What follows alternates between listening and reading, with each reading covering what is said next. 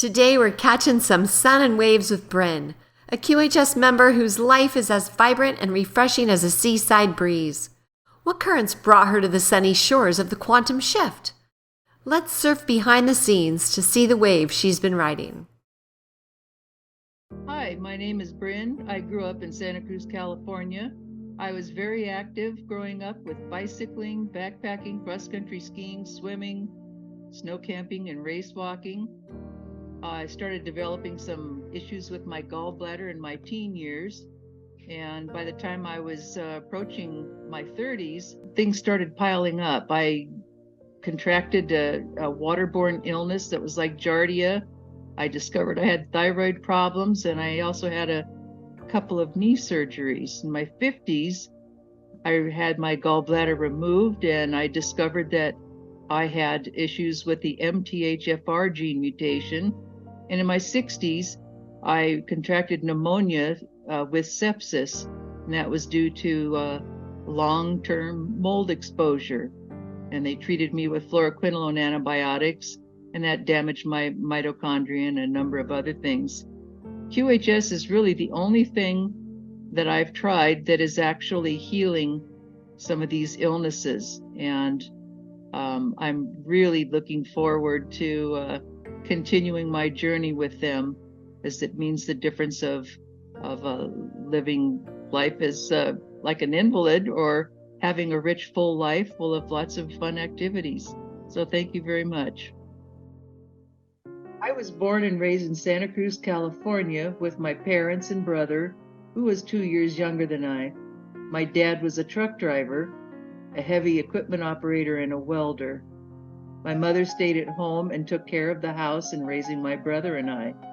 My dad was home at night and also had the weekends to spend with us. He was musical and could play the fiddle, guitar, and the mandolin. His brothers, my uncles, and several of my cousins would come and visit during these times. Our house was filled with music, usually folk music, and some old-time songs. It was great. My mother would cook us all a large breakfast with platters of eggs, bacon, sausage, biscuits, and toast. My dad and uncles would tell their stories of their childhood years, and they were lots of fun to hear. When my dad was at work, my mother could be very short-tempered, exploding in anger. I didn't remember about what, other than she was not happy being left taking care of my brother and I for the most part. My mother cast an unhappy shadow when my dad wasn't at work. She was at times physically and mentally abusive, especially with me since I was the oldest. Other times, she could be fun coloring with crayons in coloring books and teaching me how to draw. I was a good girl and was well behaved most of the time. In school, I got decent grades up into high school, but occasionally got in trouble because I was rather talkative. I spent a fair amount of time taking laps around our big field at school for my gift of gab. I was neither shy nor bold. I was friendly, and I was not part of the in crowd. I loved art and did very well with that. At the tail end of the 6th grade, a girlfriend I used to play tetherball with asked me if I wanted to learn to play the viola. I said yes, even though I didn't know what one was. I ended up taking one home over the summer, and when junior high came along, I was plunked down into the orchestra, and it was sink or swim, so somehow I survived the orchestra. The following summer, I got to go to music camp, which really inspired me. By 8th grade, I came around to practice 6 to 8 hours a day. By 9th grade, I was taking private lessons, and by my senior year in high school, I began to earn some money playing in the local symphony. When I wasn't playing music, I was often backpacking, cross-country skiing, snow camping, swimming during my late teens and early 20s. Around this time, I would experience occasional internal pains, which were later determined to be my gallbladder. I was so immersed in playing music and trying to make a living in my 20s, I reached a point where the struggle to earn an income from music just caused me to lose interest altogether. I was burned out and I quit. I decided to go back to school in my mid-20s to become a chiropractor since I had been seeing one for an injury to my left shoulder area. I loved chiropractic school and I loved learning about the body. It was wonderful and it was challenging. I even became engaged to someone I met in chiropractic school.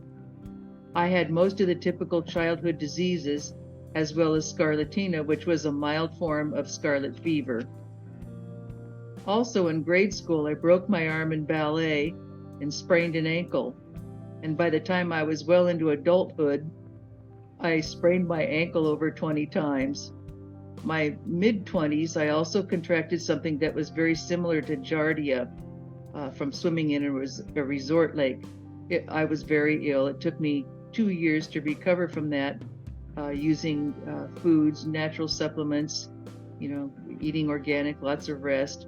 I also discovered that I had thyroid issues and went through 2 knee surgeries as well. I became a mother at 37, and I loved every second of it. Unfortunately, that marriage ended in divorce and a custody trial. During that time, I began having serious issues with my gallbladder. My practice suffered, and my life, for all intents and purposes, imploded. Since I didn't have health insurance, I began learning herbal medicine, dowsing, and kinesiology, which helped me through some tough years with the gallbladder issues. When I got into my 50s, I had the gallbladder removed, but it didn't resolve my health issues. My problems just seemed to grow. I found out I had the MTHFR gene mutation, which makes it very hard for your liver to process the pharmaceutical drugs. Meanwhile, I was a single mom doing my best to raise my son. It was a stressful time, but it was also very rewarding. I loved being a mom in spite of all the challenges. As I got into my 60s and beyond, my life was riddled with even more health issues. In 2018, I contracted pneumonia with sepsis from long-term exposure to mold in our current home. I have scarred lungs from the pneumonia, and the fluoroquinolone antibiotics I was given caused me a number of problems, such as muscle weakness, damage to mitochondria, atrophy of the muscles, and fatigue that can become quite intense. I am unable to perform most of my household chores, such as cooking, cleaning, and gardening. I have spent the majority of my days in a lazy boy recliner. I use a mobility cart when we walk our dogs each morning. There is also arthritis in my spine and my hips, my knees, my wrists, and so on. Many thousands of dollars have been spent trying to recover from all these maladies, but to no avail. At least up until I found out about QHS through Alex Collier early on in 2023. I haven't experienced complete healing yet, but it has made very significant changes on all levels of my being. I am no longer awakened in the wee hours of the night with arthritic pain. I am calmer and so much happier. Really, things just don't bother me like they used to. QHS is the only thing that offers a promise of complete return to health, even better than before. I'm looking forward to our big do-overs. I would also like to become more involved with the Key Group. That is one way I can see future involvement with QHS. And the sky's the limit. There's so much more living in my future. I can hardly wait. Thank you. Join us on the Prequel, where every story matters and every voice is heard. Because here at QHS, we're all about healing, learning, and growing together.